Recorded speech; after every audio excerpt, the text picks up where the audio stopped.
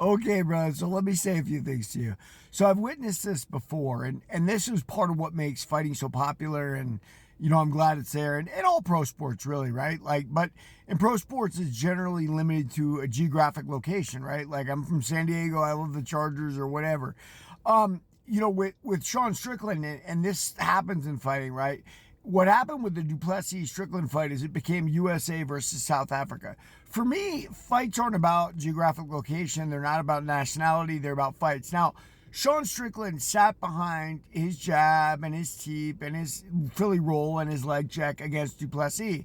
Problem is, Duplessis violated that distance consistently over and over again, right? If it wasn't from takedowns, and I know there's some weird MMA rule that like if you don't advance a takedown, it doesn't count, which is stupid to me because the reality is taking someone off their feet is a technique from wrestling, and it's a very difficult technique to do, and you should be rewarded for that no matter what happens, right? He also landed a bunch of head kicks against Sean and other things. Sean sat behind his jab, right?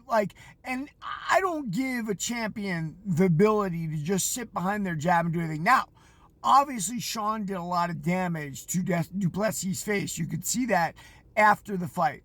And I never said the fight wasn't close, but the fight was clearly a Duplessis victory. 3-2 or however you wanted to score it, Duplessis won that fight. Now, you guys all should have been schooled on that in the rematch where Sean Strickland got blanked. And let me tell you something about that. Part of the reason he got blanked, he knew he lost the first fight.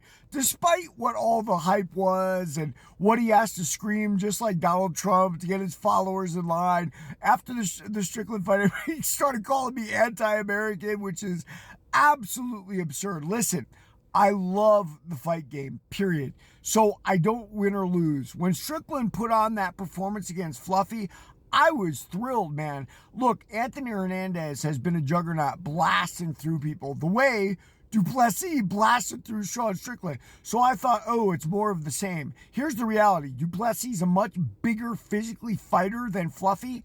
Even if Fluffy's a tall guy, he's got to get down really, really light. He reminds me of when Conor McGregor called Nate Diaz a fat, skinny guy. That's kind of what Fluffy is, right? And that means that the weight class doesn't fit you absolutely perfectly. And by the way, weight classes don't necessarily fit people perfectly. So sorry for Fluffy.